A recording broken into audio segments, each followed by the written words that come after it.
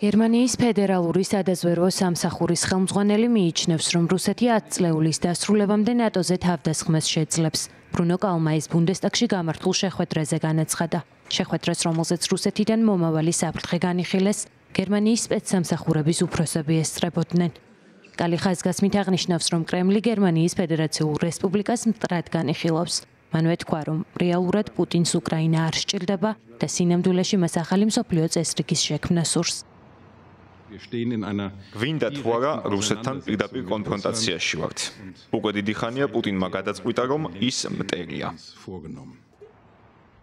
კრემლის პრეს-სპიკერი დიმიტრი პესკოვი ალიანსის საწინააღმდეგოდ მოქმედებას უარყოფს და აცხადებს, რომ მოსკოვის მხრიდან ამგვარი ქმედება ალოგიკური იქნებოდა.